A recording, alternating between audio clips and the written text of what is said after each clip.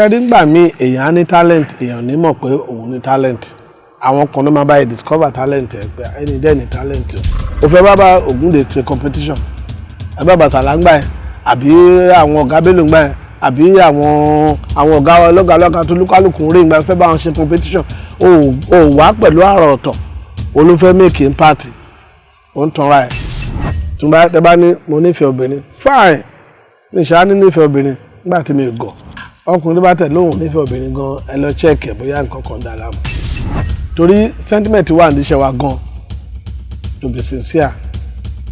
sentiment wà ní iṣẹ́ wa gan wàá pẹ́ lómi ṣiṣẹ́ tó bá fẹ́ yaṣẹ́ tiẹ̀ tó bá fẹ́ yaṣẹ́ tiẹ̀ kò ní pẹ́ ẹ̀ so ọ̀pọ̀lọpọ̀ amẹ́sì tí àwọn sinimá àwọn fíìmù tó ń gbé jáde tó ń kọ́ àwọn ọmọ ẹ má jẹ́ kí n tọ́ yín tí ò dà ní. wọ́n ti pè mí fúnṣẹ́ bẹ́ẹ̀ rí ẹ máa bọ́ alẹ́ máa sùn lẹ́yà mọ́ ní ẹ má bínú I will not do it. so a lè control àmọ́ ẹ mọ́ òun kéèyàn sòwò tọ̀rọ̀ olúkálùkù ti di ẹni available ẹbí bẹ́ẹ̀ kan ló gbé fóònù dání lọ ń bú yàrá ìbò lẹ́ni mẹ́ta ní lórí social media.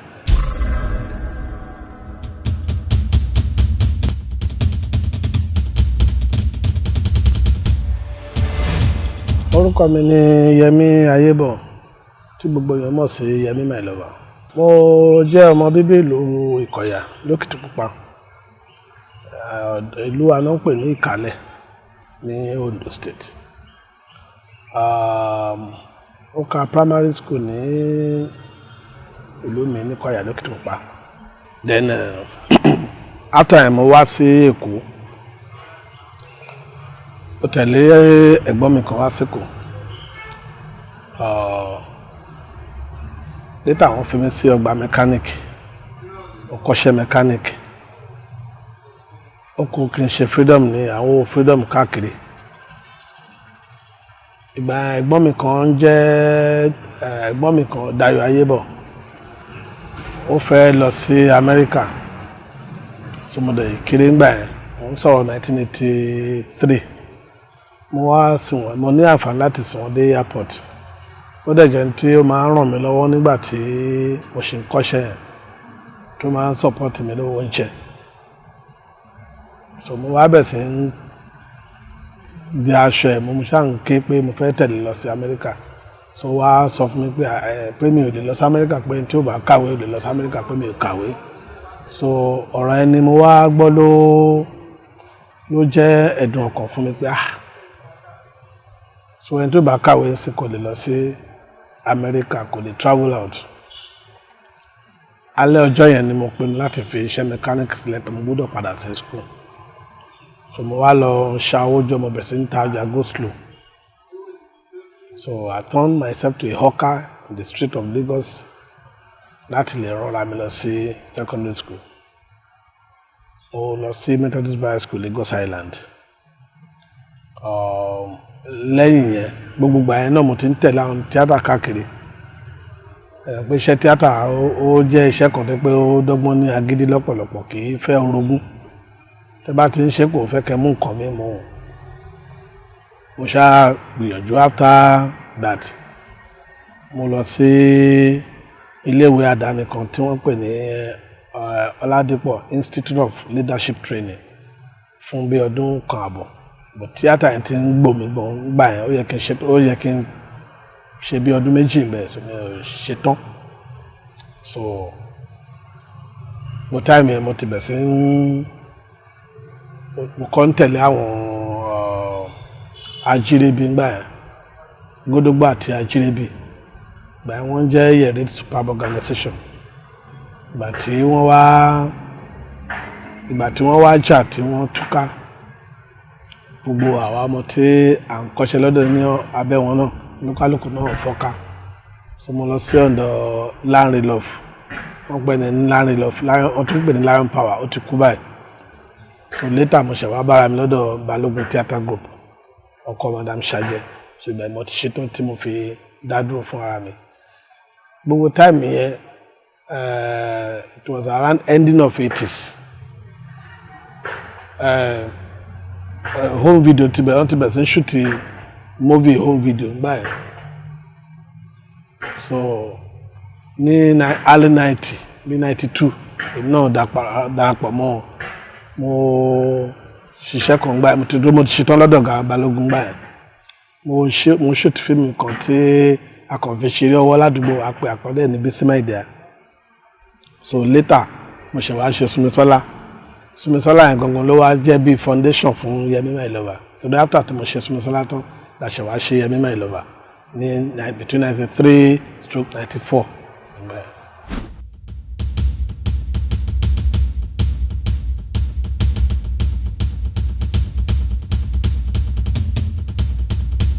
Kò tí ẹ̀ yé mi náà tí bá ló yé mi rọ́mù pa ṣùgbọ́n tẹ̀mọ̀ pé ntọ́lọ́mbà ti kọ mẹ́dà kò sí ṣá ni ó máa di mímúṣẹ àṣẹ Ọlọ́run ni tọ́lọ́mbà sọ pé ìrìn àjò ẹ̀dá rè láyé mo nígbàgbọ́ pé ìrìn àjò tí Ọlọ́run fẹ́ tó Ọlọ́run fẹ́ mú mi rìn ni torí iṣẹ́ wa yìí ó ti àlùbáríkà bẹ tìbẹ̀ láti bí orúkọ tí èèyàn bá ti ní orúkọ ńbẹ̀ that first thing àlùbáríkà ti dé ní ẹ̀ oníwọ̀nba ìgbà tí mo ti dáwọ́ léṣẹ́ tọ́lọ́dẹ ti fún mi ní orúkọ ńbẹ̀ ó ti fi ọ̀pọ̀ Ọlọ́run lọ́wọ́ sí nìyẹn. Mo kàn ṣẹ́rí ńgbà míì èèyàn á ní talent èèyàn ní mọ̀ pé òun ní talent àwọn kan ló máa bá yẹ discover talent ẹ̀ pé ẹni dẹ́ ní talent o. Gbà tí mò ń kọ́ṣẹ́ mẹkáníìkì ẹ̀ bí kí n wà lábẹ́ mọ́tò kí n bẹ̀ sí máa kọrin. So even láti kékeré mi gan nígbà tí mo wà nílùú òkè ní lọ́dọ̀ wa kí n ṣáà máa ṣe nǹkan kan tẹ́ pé mo máa ń notice pé mo máa ń ṣe nǹkan tó yàtọ̀ sáwọn nǹkan tí àwọn ẹlẹgbẹ́ mi ń ṣe and kí n ṣáà máa display some kind of talent tí màmí gan àwọn òbí mi máa kígbe mọ́ mi kí ló ń ṣe wọ́mọ̀ tó ń ṣe báyìí mi ò tiẹ̀ lè sọ́tọ̀ ọjọ́ kan ni mo lọ mo kàn tẹ́ aṣọ kan mo ta aṣọ kan lálẹ́ ilẹ̀ ti ṣú dẹ́gbẹ́ dílẹ̀ bá ṣú dẹ́gbẹ́ bá ta aṣọ white mo wá gbé àgbélébù Jésù mo kọ àgbélébù mo wá lọ tan candle sí ẹ̀yìn ẹ̀ ó wá reflect mo wá sọ fáwọn èèyàn kan wá wo sinimá so tẹ́ bá dẹ̀ wúlò tẹ́ bá tọ aṣọ white tẹ́ bá gbé àgbélébù Jésù tẹ́ bá gbé candle àbí àtùpà lọ tẹ́ bá gbé sẹ́yìn ẹ̀ tẹ́ bá lọ wò ta àgbélébù lè máa rí mo ní sinimá tí mo fẹ́ ṣe nìyẹn àwọn nǹkan àwọn dáàdi mi máa nà mí bẹ́ẹ̀ gbà kí ni tí mo gbélé tó ń ṣe wọ́n mọ́ ẹ̀. a lè wà lóko kí ká máa ṣiṣẹ́ oko kí n kàn ló dáadé lọ ta màrìwò máa lọ aṣọ mórí àwọn igi kan máa nà sókè máa fi bí ìgbà tí wọ́n ń pa dán bí ìgbà tí wọ́n ń ṣe oríṣiríṣi dán dáàdi máa pé ẹ̀wọ̀ àgbà mi gbogbo tí wọ́n mọ̀ ìbáyìí gbogbo lọ́mọ ìtì wá báyìí tó lọ́ọ́ so mo máa ń rántí pé máa ń ṣe àwọn kankan tẹ́ pé ó máa ń cut attention àwọn èèyàn sọ́dọ̀ mi ó máa ń catch attention sọ́dọ̀ mi àwọn èèyàn wọ́n máa pay attention ṣáà wọ́n á ṣe nǹkan tó kó máa pay attention àwọn èèyàn ṣáà ni so bẹ́ẹ̀ náà nígbà tí mò ń kọ́ṣẹ́ mẹkáníìkì mo rí pé tí mo bá ń gbé kí n máa kọrin ọ̀gá mi akàn wọ mi jáde lábẹ́ mọ́tò ni pé ó dà pé orí ẹ̀ ti pẹ̀ wọ ọmọ yìí o bóyá kò kú lọ bá àwọn olórin kan bá àwọn kọrin o kò lọ bá Sunny Adé kan bá kọrin o kò yé mi tó mi mọ kọ́ka ní kọ́mọ ṣẹ́ lábẹ́ mọ́tò ṣe orin ló máa kọ́ ṣé mo ara talent Ọlọ́run dẹ́ fi sí mi lára tẹ́mi gan náà mọ̀ fún ara mi ni but one way or the other mo dẹ̀ ráwọn ní tíátà ó dàgbà àwọn fámìlì mi rèé ṣé mo so bí mo ṣe bẹ̀rẹ̀ sí yàn bá wọn kó lù káṣọ kó gbá káàkiri náà wọ́n dẹ̀ gbà mí sọ́dọ̀ mi ò mọ nǹkan tó mi ì mọ́ tí n bá ní mo mọ irọ́ mo pa but ṣe mọ̀ pé torí talent yẹn bá wà mí tọ́lọ́run bá sọ pé mo fi talent síbẹ̀ mo dẹ̀ fẹ́ kí talent kó hàn sí aráyé one way or the other a máa mú ẹ débẹ̀ ṣáà ni.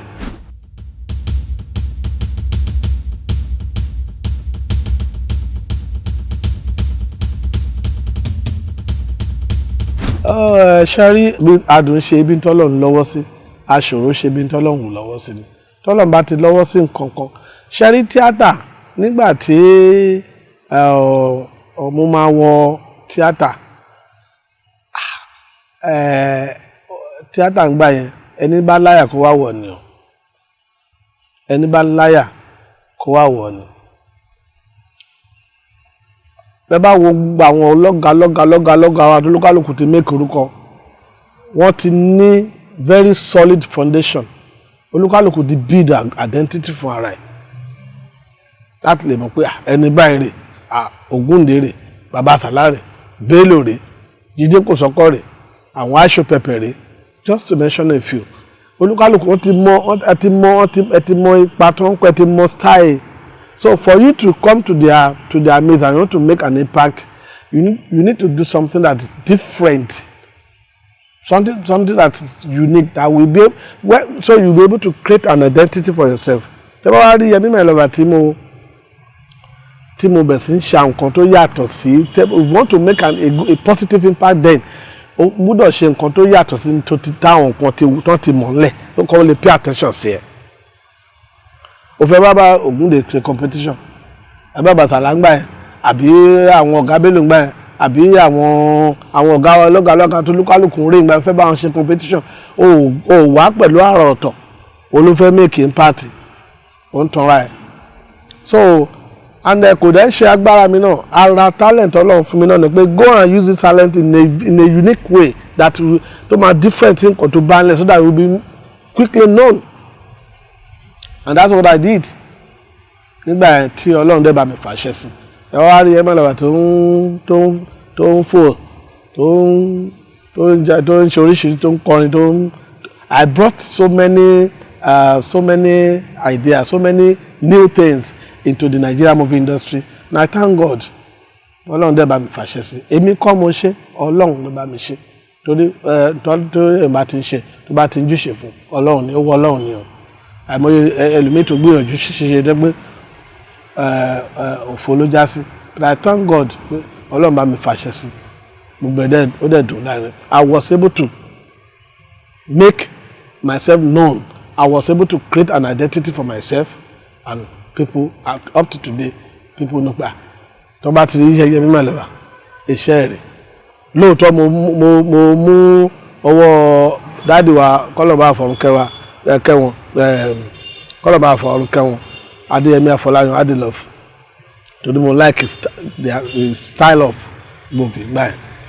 wọ́n máa play love ṣe gbáṣà wọ́n so mo mú ọwọ́ wọn torí mo like wọn gan so but mo láti pẹ̀lú mòye mú ọwọ́ wọn ẹ̀ mo láti tún áàdì nǹkan mi kún tọ̀dọ̀ mi Adéyẹmí Afọláyan Adélove wọ́n lè máa kọrin lọ́wọ́ àwọn òkè ń fò ní ìfẹ́ pọ̀ wọ́n fò sómi wọ́n ṣe bájọ́ tó so I have to do those things to add it to my identity tó máa sọ pé eléyìí tayọ.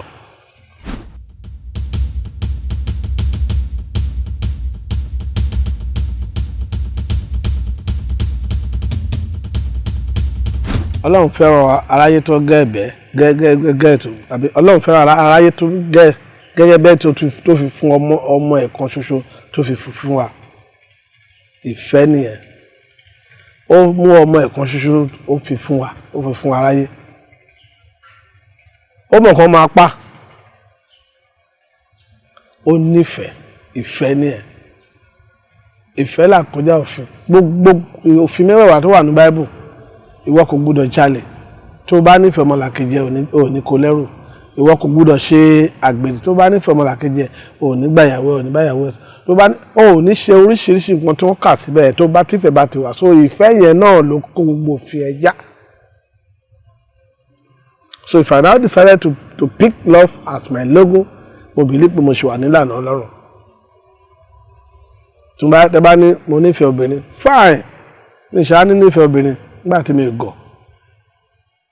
nígbà tí mi kú rí obìnrin ló bí mi obìnrin ni mo fẹ́ sílé obìnrin làkọ́bí mi obìnrin ló ń wo fíìmù mi jù kì í bá ọkùnrin náà kàn ń wo fíìmù ṣùgbọ́n ibi tó lúkálùkù ń sá káàkiri bùkátà here and there obìnrin jókòó lé wọn ráyè ẹ wá ní mi nífẹ̀ẹ́ obìnrin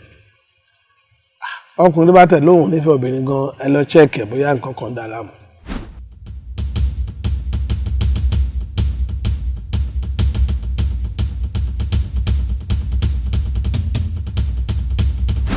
ká máa dúpẹ́ ni wọ́n ní ìgbàlódé náà ìgbà tó bá dé náà ló nígbà ń lò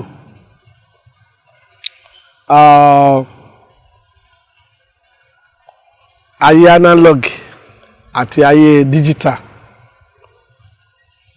mo lè fi sọ pé ayé digital náà ni mo dọ́gbọ́n borí wọlé but analog ṣì wà on system. Are you getting me? So well gbogbo gba kò sí fóònù alágbèéká tá à ń gbé kiri kò sí fóònù lẹ́yìn kó lọ make call mi bá landline. Things were so difficult. To be sincere, things were so difficult. Mo lè kọ script nsìn kí n sọ pé mo fẹ́ yaṣẹ́ kí n jókòó sójú kan gbogbo ẹni tí fẹ́ lò pátápátá akẹ́kọ̀ọ́ ojú kan mà ti bá wọn sọ̀rọ̀. Ẹ ló ọ̀gá Bello ẹ níṣẹ́ pẹ̀lú mi ní next month. Ẹ ló Yínká Quadri. Ẹ ló Mama Rainbow ẹ níṣẹ́ pẹ̀lú mi ní so date. Ẹ bá mi wo schedule yìí ṣe free date yẹn. Mo lè bá yín 100 sọ̀rọ̀ gbogbo àwọn crew tí fẹ́ lò gbogbo ojú kan máa ti bá wọn sọ̀rọ̀ níbẹ̀. Láyé ìgbà a máa rìn káàkiri ni ẹ máa wá a máa wá ara káàká. It was very very difficult time. Ojú wa rí màbo. Mo rántí mo fẹ́ shoot iṣẹ́ mi kan àkọlé iṣẹ́ ní Ọba Solomon. Mo fẹ́ lu Baba Ẹ̀dá Onílọ́lá. Mo wà ní ọ́fíìsì mi wà ní Lagos Island gbà ẹ̀ ní ṣáìdì Tinubu sílùú wọn táyà. Gbogbo àwọn káàsì mi Baba Ẹ̀dá wà ń bẹ̀. Àwọn ọlọ́fà náà àwọn kọ̀ọ̀kan náà wà ń bẹ̀. Mo kì mọ́tò mọ́lẹ̀. Wá Baba Ẹ̀dá ń gbé Ìbàdàn. Mo wá Baba Ẹ̀dá lọ sí Ìbàdàn. Mo dé Ìbàdàn. Mo délé wọn. Wọ́n ní bàbá wà lóṣùgbọ́ wọ́n lọ ṣiṣẹ́ ní Òṣùgbọ́. Wọ́n rántí wọ́n lọ ṣètò fíìmù kan lọ́gbẹ̀ ní ìlú Ọ̀ká. Bàbá wọ́n lọ ṣòṣùgbọ́. Mo kì mọ́tò mọ́lẹ̀. Ó dòṣogbo pẹ̀lú inú àwọn PA àwọn coordinators mi. Adóṣogbo báyé dóṣogbo ọjọ́ ẹ̀ mo rí Ramsey wà nùṣẹ́ àtàwọn artist àkọ́kọ́. Ó ní Yẹmi Baba Ijesa ṣe kó ń bí nsìn ni ha oh my God àtúntò mọ́tò abẹ bìtà tí ń lọ akọ̀dí mọ́tò wọn níbi tí wọ́n ti ń jàmọ̀lá mọ́tò bàbá rẹ̀ abádúró báyìí bá wọn nẹ̀ bàbá mo ti ń wá yín mo ti délé Ìbàdàn Ọlọ́run ló ní lọ́lẹ́ ọ̀rí mi èdè ń lọ sábẹ́kúta nù Abẹ́òkúta torí ọlọ́ ẹ bá mi níṣẹ́ lọ́jọ́ báyìí bàbá wò déètì bá kọ déètì ẹ̀ fún sì ń disappoint ìlú tàmí ẹ̀ ẹ bá ti kọ déètì fún ara báyìí akọ́ ni kò sí ẹni tó kódà kan gbé tánsẹ́ni owó yẹn wá owó tó owó iṣẹ́ kan gbé wá fún ẹ pé wọ́n fún ẹṣẹ́ mi kò ní yẹ kò ní gbà torí àlóòótọ́ a nífẹ̀ẹ́ ara wa ń gbà dẹ̀ níbẹ̀rù Ọlọ́run déètì Yẹmí rè omi ìlé fún ọ wà déètì míì ni o wọ́n sì fún àṣìjọ sí déètì èèyàn kan ni o nínú èèyàn bíi 50 tí mo wá kó lẹ́kọ̀ọ́ tí mo wá lọ sí Ìbàdàn ṣé irú ẹ̀ ṣẹlẹ̀ mọ́ ń sìn ṣe ti gbé ó ti yàtọ̀ stress tá à ń go through gbà ẹ wò bẹ́ẹ̀ wọ́n ní aláǹgbá tó jábọ́ látòkè tó ṣe gbèlè tó ní bẹ́ẹ̀ bá yìn mí mo yinra mi bẹ́ẹ̀ ọ̀kan ò bá yìn wá àwa ta láti ayé analog ta wọnú digital yìí bẹ́ẹ̀ bá yìn wá yinra wa torí àwọn ìgbàlódé ń sọ kankan olúkálùkù àkọ́ gbé fóònù dání wọ́n ti yá ọdún ẹ̀sìn ya fíìmù ni I get me it wasn't like that then it wasn't like that we went through so many headache nta go through kò ń ṣe díẹ̀ for we to survive up to this moment orí ọ̀fẹ́ Ọlọ́run ni àánú la rí gbà kò ń ṣe agbára wa èmi gẹ́gẹ́ bí ẹnìkan mo tẹ̀ ń dúpẹ́ lọ́dọ̀ Ọlọ́run ọ̀pọ̀ ẹgbẹ́ mi ti lọ tẹ́ bá wo fíìmù Yemi My Lover yẹn àtẹ̀lẹ́ afẹ́tún yàbáyà afẹ́tún à ń pèpè afẹ́tún shoot ọ̀pọ̀ tó wà mẹ́lò ti kú nínú fíìmù yẹn mo máa ń fi yẹn mi ò ṣe àdúrà lọ́jọ́ kan kí n má fi sínú àdúrà kí n má fi ọpẹ́ ẹ̀ lásán àwọn tó tajọjọ ṣe Yemi My Lover ó ti wẹ̀ láti Mojí part 1 ẹ̀ àwọn awọ́rú àwọn olúkúlùkù àwọn àtọ́lì dẹjọ́ mélòó tó ti lọ nínú bàbá aláfẹ́ túnṣe ìṣe ń sìn àtọ́ afẹ́ túnṣe lóòótọ́ ẹ kà máa dúpẹ́ ojú rí tó gan orí ọ̀fẹ́ Ọlọ́run òun ló gbọ́ aró òun ṣe agbára wa but I thank God for my life. Àdójúkọ wà gbogbo ṣẹ́ni èrò pọ̀ ní industry bí kàsí nǹkan wọ́n ti pọ̀ báyìí wọ́n ya wá gbogbo àwọn tó ń fẹ́ ṣe tíátà tẹ́lẹ̀ gbogbo àwọn tó ń fẹ́ gbóhùn rẹ̀ tẹ́lẹ̀ gbogbo náà ti ya wá báyìí gbogbo àwọn tó lọ read tó ń jáde ní higher institution tí wọ́n rí bí gbà lọ kọ̀gì ṣe tíátà náà lọ rí di o gbogbo wọn ti wá sí di tíátà wọn ti wá sí di entertainment nígbà tó ti rí gbé ó dà pé mùdùmùdù ti wà ń bẹ̀ tó social media nísìnyí ẹni bá ti mọ wí ara ẹ̀ yóò rí nǹkan kan bẹ̀ ṣáà ni ẹ̀gẹ̀ so ìyàtọ̀ ti wà ọ̀pọ̀lọpọ̀ ọmọ ò kọ́ṣẹ́ mọ́ àgbọ́rọ̀ sí wa lẹ́nu mọ́ àárọ̀ ọmọ control mọ́ ẹgbẹ́ gan ó ti pín yẹ́lẹyẹ̀lẹ ANTP gbogbo wa wà tẹ́lẹ̀ tá a sì gbọ́rọ̀ sí wa lẹ́nu ngbòyà ló di pẹ́ńtùká ó di ANTP dúró lọ́tọ̀ tampa náà dúró lọ́tọ̀ lóòótọ́ tampa lèmi o ẹgẹ́ tì mí àwa so ẹgbẹ́ ṣáà ti pín yẹ́lẹyẹ̀lẹ so kò sí pé à ń rí ọmọ tí wọ́n bá mọ́fin tẹ́lẹ̀ pé in the next 2 months kò sí ẹni tó gbúdọ̀ wọ location wọn bí aláyẹ anybody kó sọ pé òun wọ location wọn fẹ́ lọ shoot film movie bẹ́ẹ̀ nísìnyí ṣé èèyàn tó gbé fóònù dání ní compound àbí yàrá tó ń yàrá ẹ̀ tó lẹ́ẹ̀lọ́ kọlẹ̀kùn mọ́lé lórí thousands of people ẹ̀yà àrí lórí Facebook lórí social media olúkálùkù ń post iṣẹ́ káàkiri wọn wà náà kọ́ṣẹ́ mọ́ gbẹ ti di ọmọ ti dàpọ̀ má sí.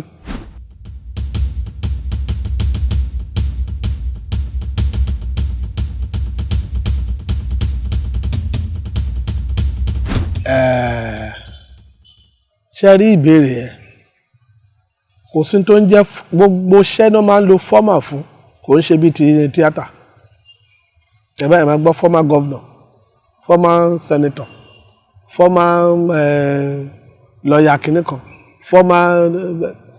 iṣẹ́ tíátà iṣẹ́ entertainment kò sí tó ń jẹ́ fọ́mà mẹ́ Bello will remain Bello till Jesus come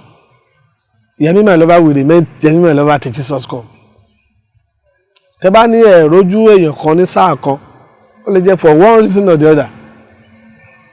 mo lè má pọ̀ ní sinimá fine mo lè má pọ̀ ń bẹ̀ rárá ṣùgbọ́n mo ń ṣe fíìmù mo ń produce tèmi èyí tó ń bá pè mí sí màá bá wọn ṣe èyí tó ń bá sì pè mí sí mi ní yọjú ọ̀ràn tó o bá rí kárátà mi nínú iṣẹ́ ẹ̀ tó bá lóò pè mí ìwọ̀nba tí Ọlọ́run ń ṣe fún mi àná mo wà satisfied pẹ̀lú mo dẹ̀ ń dúpẹ́ lọ́dọ̀ Ọlọ́run torí sentiment wà ní iṣẹ́ wa gan to be sincere sentiment wà ní iṣẹ́ wa gan wàá pẹ́ lómi ṣiṣẹ́ tó bá fẹ́ yaṣẹ́ tiẹ̀ tó bá fẹ́ yaṣẹ́ tiẹ̀ kò ní pẹ́ ẹni mélòó ló fẹ́ máa bẹ̀ káàkiri ẹ pè mí síṣẹ́ ẹni bá nífẹ̀ẹ́ ó máa pè síṣẹ́ tí wọ́n bá ti nífẹ̀ẹ́ ra jókòó jẹ́jẹ́ ara ẹ̀ ẹni bá pè mí máa dá lóhùn mò ń yaṣẹ́ kan lẹ́nu ọjọ́ mẹ́ta yìí àkòtí jáde bá pé àkọlé ní adìẹ sójà ìgbà táwọn yaṣẹ́ yẹn àmọye àwọn tẹ́pẹ́ tó máa yaṣẹ́ sí wọn ní pè mí o àwọn kò yẹ mí agbákọ̀ yẹn yaṣẹ́ pé wá mo ní ṣéwọ̀ náà pè mí ṣiṣẹ́ ti tiẹ̀ ẹ má bínú ẹ má mi ní nọ́mbà yẹn gbà mí ò ní nọ́mbà bẹ́ẹ̀ ò ní nọ́mbà mi sígbà tó fẹ́ pè mí sùn àyùgẹ̀ so àwọn ọ̀pọ̀lọpọ̀ àárín wa ó kù díẹ̀ káàtó kò dẹ̀ síbi tí ò sí o ẹgẹ́ tì mí ṣùgbọ́n pàtàkì bẹ̀ ni pé tí èèyàn bá gbàgbé ẹ̀ tọ́lọ́run bá ti gbàgbé ẹ̀ mo ń sọ sí mo láwọn pípẹ́ láti reshoot the new Yemi My Lover kọ́ọ̀ tí mò ń gbà ní lórí torí pàtí ń gbé social media pé we are preparing to reshoot the new Yemi My Lover kọ́ọ̀ tí mò ń gbà ní lórí Yemi mo gbọ́ pé ó fẹ́ tún Yemi My Lover ṣe wọn ò tó bẹ́ẹ̀ kó máa pè mí wọn ò tó bẹ́ẹ̀ kó máa ẹgẹ́ tì mí so bí ọ̀rọ̀ àwọn èèyàn wá ṣe nínú ẹ̀ ìwọ̀nba tí mò ń ṣe Ọlọ́run bá mi fa àlùbáríkà sí ẹgẹ́ tì mí so Ọlọ́run ló dẹ̀ máa ń fún yàn ṣe ó ti fi hàn pé mo ń ṣe nǹkan tẹ́ pé ó jẹ́ kí n wà relevant ní industry ni.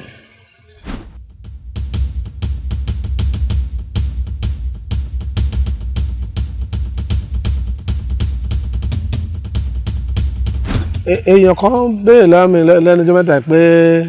òun rí mi kí n sínú fíìmù rí bí mo ṣe ń play love tó. Yemi My Lover tẹ́ pé òun gangan ni olórí olólùfẹ́ tó máa ń play love nínú fíìmù òun ò rí ẹ kó kí n sì ríṣẹ́. Ṣẹ́rí one thing máa ń sọ ni pé fáwọn èèyàn wa ni pé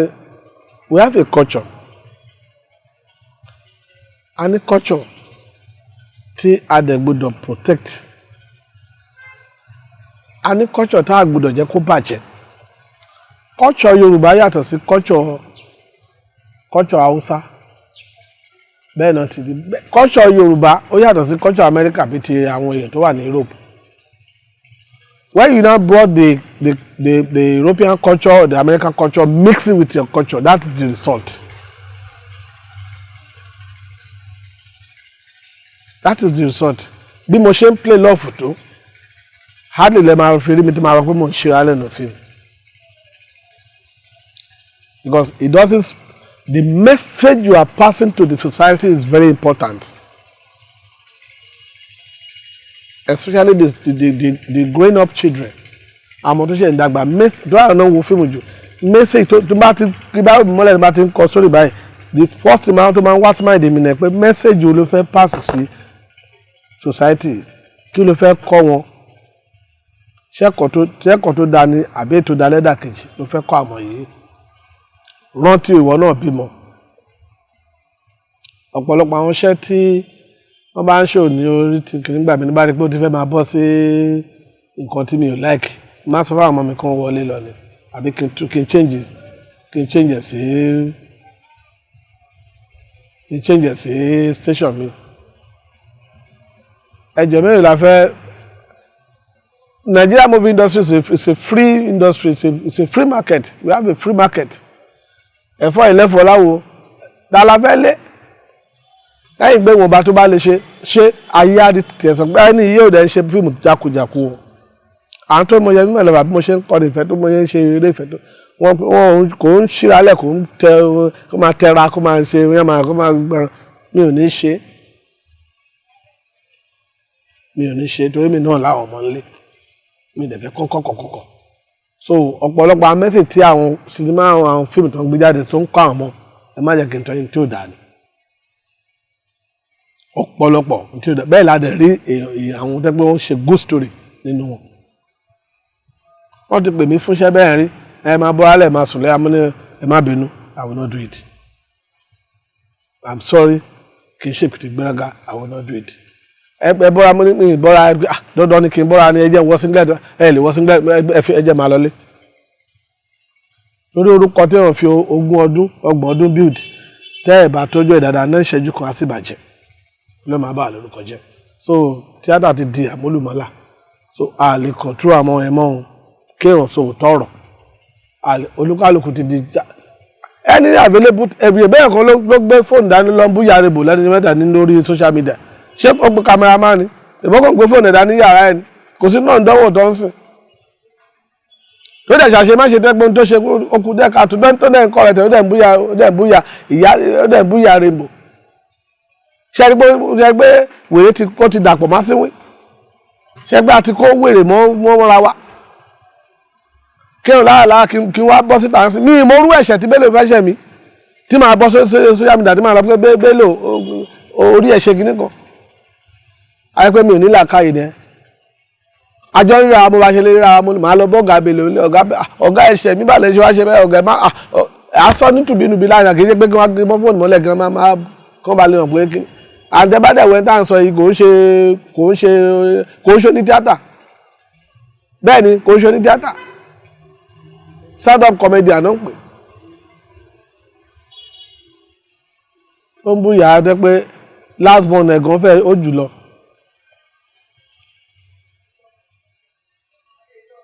Ọ̀rọ̀ lórí Baba Ijesa ẹni wọ́n lọ sí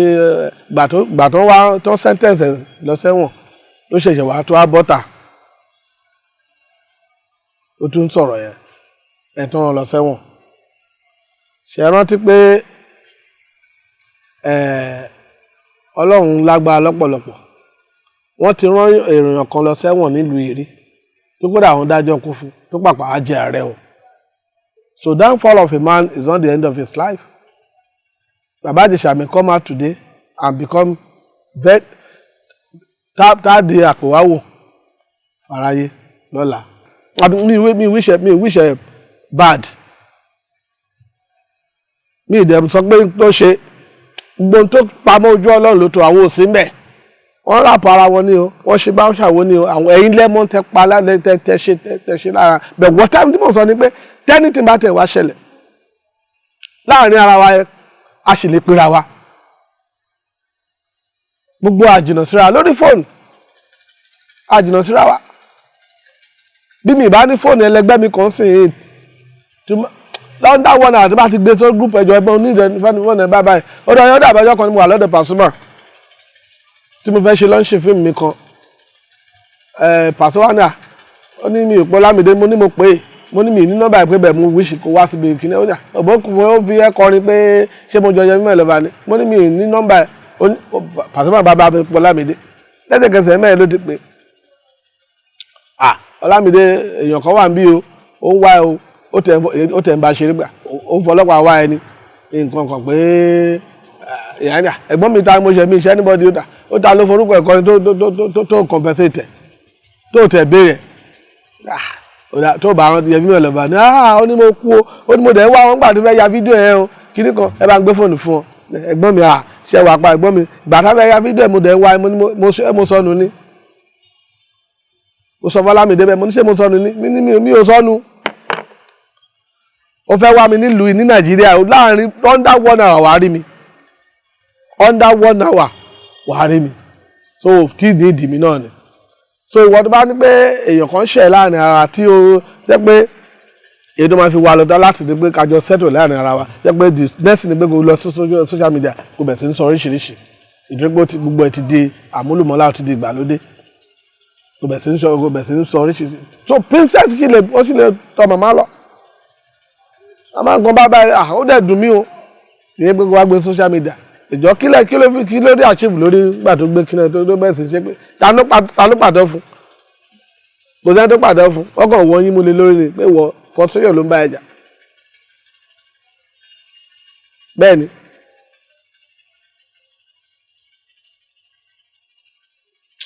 ẹ wò ó ọmọ ti dàpọ̀ másì iṣẹ́ wa ó ti ṣe kíní kọ́lọ́n kó ṣàánú wa.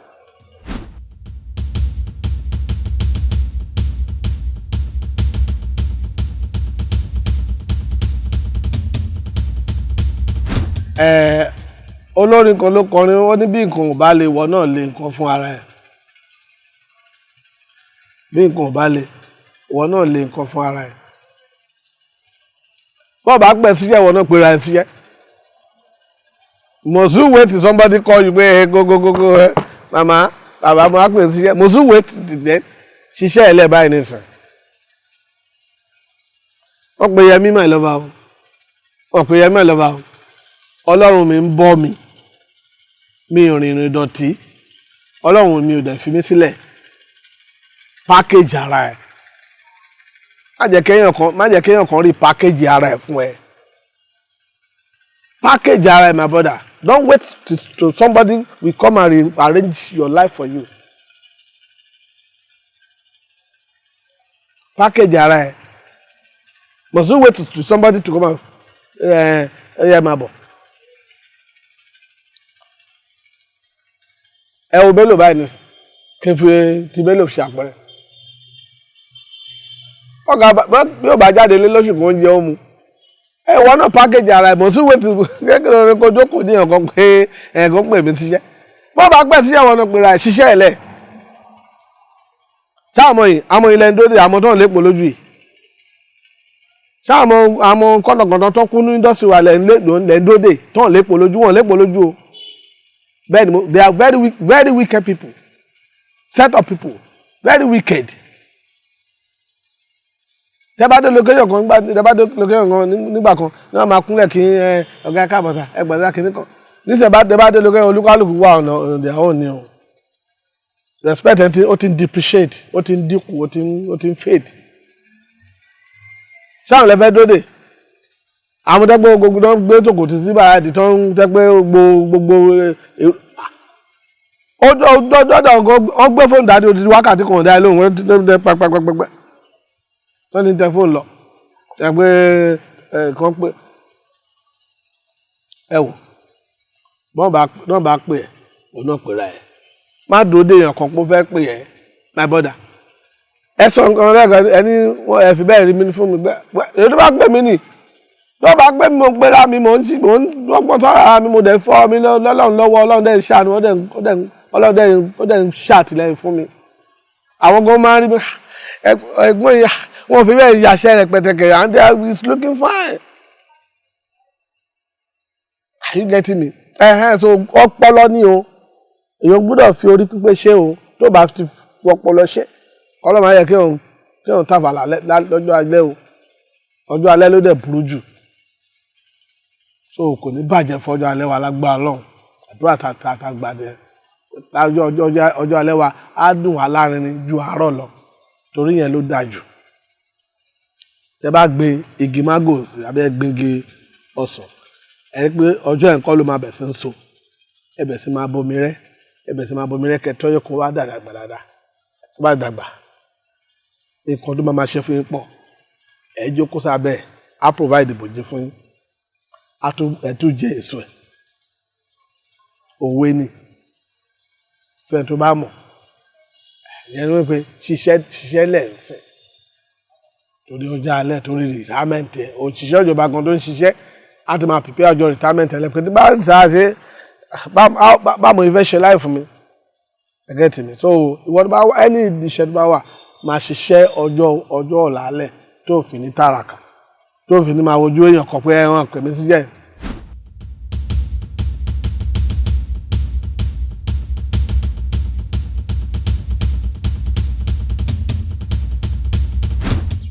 ṣe rí oògùn mákù wà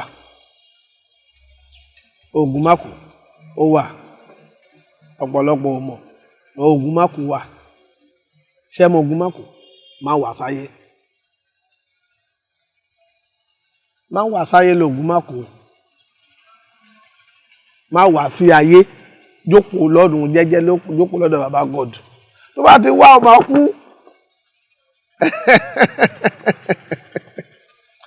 tó bá ti lè wá o máa kú you must die that is it even science goes up living things you must die any living things must die either you like it or not ó lè lóyún ẹ̀kọ́ má bí ẹ wọ́n lè bí ẹ pé ibi tó ti mú yàn ló má gbà lọ ó lè gbàdúgbà tó bá rìn ó lè gbàdúgbà pé 10 àbí 15 àbí 20 àbí bẹ́ẹ̀ bẹ́ẹ̀ lọ àdúrà ta kàn gbà ní kọ́kọ́ lọ́ọ́ má jẹ́ ká kú kékeré ká má kú fọ́tà yọ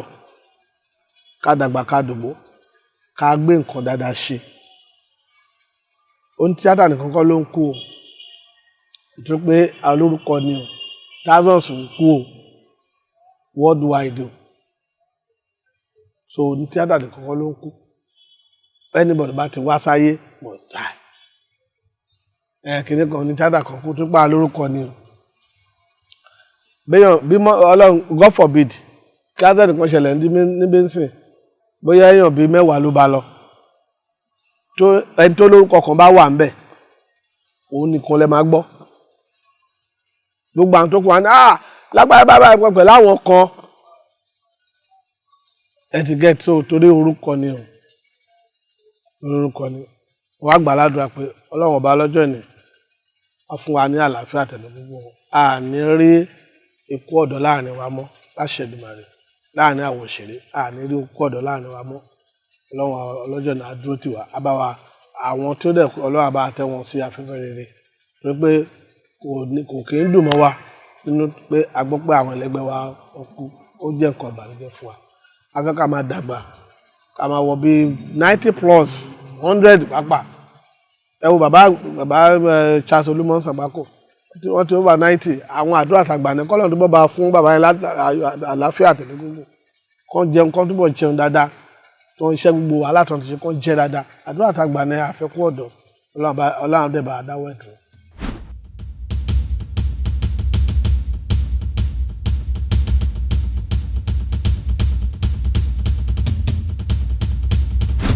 ìyẹn wà lọ́wọ́ ọlọ́run ó kọjá nǹkan ni mo lè máa sọ níbí ṣe ẹ̀gbẹ́ ńgbà mi wọ́n máa ń sọ pé ọ̀rọ̀ lákọláya ó ṣòro dá sí kò tẹ́ ń ṣe ọ̀rọ̀ tẹ́yìn journalist kò tẹ́lẹ̀ dá sí lọ tó a máa parí ìyẹn kù sáàrin àwa pẹ̀lú ọlọ́run kù sáàrin wa ìkan náà ni wa we still remain one we continue to be one. Are you getting me? So, mo fẹ́ máàkì bẹ́ẹ̀ dé báyìí nísìn. Ó ti sẹ́ǹtì sí àwọn ọ̀gá abẹ́lé àwọn ọ̀gá jíjẹ́ kò sọ́kọ́. Mo sẹ́ǹtì ẹlẹ́ṣọ̀, ọ̀gá ẹlẹ́ṣọ̀ tó jẹ́ ANTP. Àfi ẹgbẹ́ kọ́ ló sponsor fíìmù mi àbí ẹgbẹ́ kọ́ ló fẹ́ sponsor project mi. Mo ṣì rí wa gẹ́gẹ́ bí family. Àdẹ̀lẹ̀ ríra wa tàkà máa kìra à ń pàdé àjọ ń jókòó àjọ ń dìmọ̀ra wa gbogbo ìkànnì wa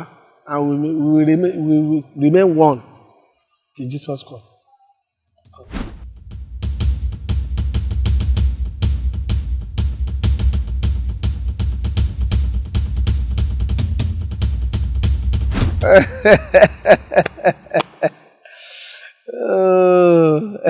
Mo fẹ́ ṣe àjọ̀dún birthday mi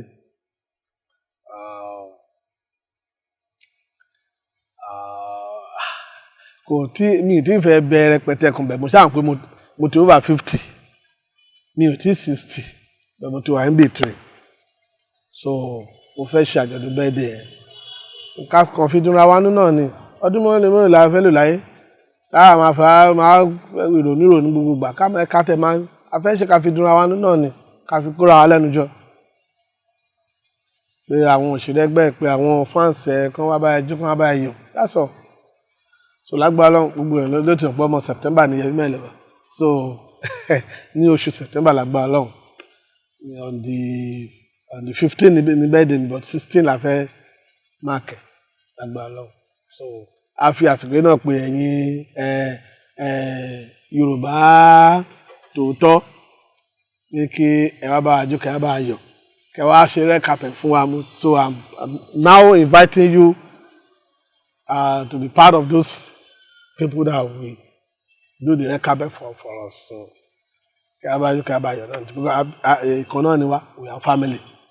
láìsí kò sí àwa kò sí ẹ̀yin náà lẹ́ ń gbé alárugẹ bàbá ṣiṣẹ́ tán bẹ́ẹ̀ bàbá rẹ ni bá promote àtọ́ra wa ni so ẹ̀yin náà ẹ̀dẹ̀ ní kámẹ́rà lẹ̀ kẹ lọ́ máa invite ṣíṣí kẹlẹ máa invite àtúmẹ̀ka so entertainment náà lè máa wá lọ so àjọ wà fúnra wa ni so náà fi àsìkò mo fi invite kí a bá cover birthday party wa.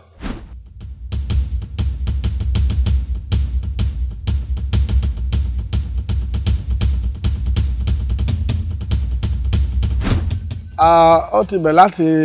sùúrù. Wọ́n máa ní ọ̀pọ̀lọpọ̀ sùúrù àmọ́ sí wọn ò fẹ́ ní sùúrù ohun tá a fọdún kan achieve wọ́n fẹ́ fi ọ̀sẹ̀ kan achieve ẹ̀ sùúrù ò tẹ̀ Ọlọ́run jogún sùúrù fún rárá wọn ò ní sùúrù rárá so mo ń fi àsìkò bẹ̀ wọ́n gbogbo tó máa ń ṣe kó máa fi sùúrù sí kó má ṣe gànàgànà kó dẹ̀ súnmọ́ Ọlọ́run. Kán súnmọ́ Ọlọ́run kán dẹ̀ rìn ní ọ̀nà tó tọ́ kán rìn lọ́nà tó tọ́ kán má mú nǹkan míì mọ́ṣẹ́ wọn kán má mú ìwà burúkú mọ́ṣẹ́ wọn torí kó dùn kó pọ̀ kó pẹ́ Ọlọ́run ló ń fún yàn ṣe mo sọ nǹkan lẹ́ẹ̀kan gbórúkọ téèyàn fi 20 ọdún build láàrin ìṣẹ́jú kan àti ẹ̀kún gbọ́ gbàwó ó bàjẹ́ ni gbogbo ẹ̀kọ́ tí wọ́n gbọ́dọ̀ máa kọ́ nìyẹn lórí ọ̀tọ̀ ní kó lórúkọ o ọ̀tọ̀ ní kó lè maintain orúkọ yẹn. Are you getting me? So kọ́njọ tó bá ti lè mú àwọn nǹkan ní mo sẹ́yìn kọ́ ní ọ̀pọ̀lọpọ̀ sùúrù kọ́ súnmọ́ Ọlọ́run kọ́ dẹ̀ fi òótọ́ ọdún kọ́ máa fi ṣe nǹkan kọ́ gbàdúrà wà hard working kọ́ wà hard working kọ́ má jẹ́ kẹ́ni tí ń discourage wọn challenges pọ̀ ní iṣẹ́ wa o àgàtẹ́ bá face mo rántí gbà tí mo kọ́kọ́ ya Súnmisọ́lá yẹn wàhálà tí mo kojú gbà mo ní mi mọ̀ pé bí wàhálà iṣẹ́ ìṣe rí de mo ní mi ò ṣe mọ́ tí bá lọ wá lọ ń ta bọ́ọ̀tù ṣe yẹ Súnmisọ́lá ni ẹ ọkọ̀ Súnmisọ́lá ni ẹ o ọkọ̀ Súnmisọ́lá ni ẹ aláàkí fíìmù yẹn o orí mi bá tú àwa lọ ṣe part 2 àdójúkọ tí mo dojúkọ ní part 2 yẹn ó transcend ti part 1 mo ló tán ibi mo fa gbàdá ibi mo fi iṣẹ́ ilé mo ní mi ṣe mọ́ ọlọ́mọ ẹ má pa mí mi nìkan ní yá mi bí ẹ ṣàánú ẹ má pa mí tí bá dẹ̀ tún ló lágbèjẹ lójú màmí ṣé wọ́n ní kò mo bí ma ṣé èmi kò ní kọ́kọ́ lẹ́bí sí di tíátà ni àmọ́ ìmọ̀ ló ń ṣe tíátà èso èmi kò lẹ́bí sí di tíátà wọ́n ní mi ò ṣe mọ́ nígbà tí pátú wa jáde àrùkù kí tó wá lọ this is fantastic this is beautiful we love this movie ilé mú ọwọ́ adé lọ fún ilé tún yàtọ̀ o in fact movie ilé tún yàtọ̀ ní gbogbo fífi máa ń orí ìgbà tó kọ Yemi My Lover ẹgbẹ́ àwọn Yemi My Lover olùwà o part 1 àbáyọ bá dojú mi rí ẹ̀mí ọ̀tá mi fẹ́ bọ́ mo ní yes mo ní kọ́kọ́ pàtẹ́wọ́ fún mi kọ́ tẹ̀ pa ẹ̀ tó ju àtẹ́wọ́ fún mi ní mi ò ṣe mọ́sẹ̀ mo yẹ bẹ̀ sí pé ká worldwide mo mú yàn kan as my patron gbà yẹn orí landline phone ẹni máa ń gbèsè lẹ́tà lọ́fíìsì mi we need the part 2 kìíní kan orí mi bá tún wú mo dúgbà pé mo bá tún lọ ṣe mo jí part 1 yẹn wá lóhùn ṣe mọ́ lóhùn ìyá òun ò ṣe mọ́ ìyẹn long story ni o one way or the other bá lọ lo mo jí part 2 yẹn ló dẹ̀ ń kọrin òun ló ní voice ta orin yẹn ta kọ́ ní part 1 ta so ìyẹn kàn máa ìmọ̀ ni àbá lọ nígbà máa ṣe part 2 yẹn ibẹ̀ láti lo plane ojú mi rí extraordinary headache but nígbà yẹn mo ti ń jókòó ìwọ náà máa fara mọ́ gbogbo wàhálà yìí ìkòkò tó máa já ta ìdí àgbo náà there is no easy mo ṣe wàá rán pé olóògbé máa ń pẹ́ there is no easy road to a success you have to endure so àdójúkọ tíátà máa ń pọ̀ àdójúkọ ṣe òun ló pọ̀ jù because mo ní àǹfààní láti attend the seminar kan ní outside the country wọ́n sọ fún wa pé movie production is the greatest profession all over the world. Movie production is the greatest profession all over the world because we demonstrate all profession in our profession. À ń ṣe wèrè, à ń ṣe teacher, à ń ṣe doctor, à ń ṣe sójà, à ń ṣe olè, à ń ṣe babaláwo, à ń ṣe kò sí dá ṣe. So we demonstrate all profession in our profession. So it makes that our profession to be greatest among all professions all over the world. So èèyàn gbọ́dọ̀ ní ọ̀pọ̀lọpọ̀ iṣẹ́ tẹ́ pé tí èyí bí 200 bá lọ níta gbangba sí celebrity kan bá wà ń bẹ òun náà máa ranjú mọ́ so ó bẹ́ẹ̀kì wa yàtọ̀ sí others ojú tó máa fi ń wà ojú ọ̀tọ̀ ni wọn ò ní ranjú mọ́ doctor wọn ò ní ranjú mọ́ lawyer wọn ò ní ranjú mọ́ tailor àbí carpenter àbí bẹ̀rẹ̀ bá ti dé àtìgbà àwọn ranjú mọ́ ẹni báyìí rè tó máa fi sọ pé àfihàn ní ìwọjà ká má rè.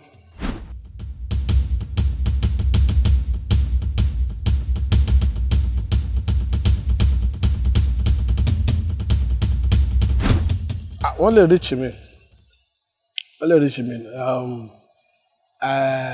reach mi lórí IG mi actor _ Yemi My Lover actor _ Yemi My Lover that's my IG. Facebook Yemi My Lover Ayebo that's my Facebook. Wọ́n lè pè mí lórí aago tó jẹ́ pé just àwọn nọ́mbà tá à ń lò fún fíìmù wọ́n lè pè mí sórí 080 230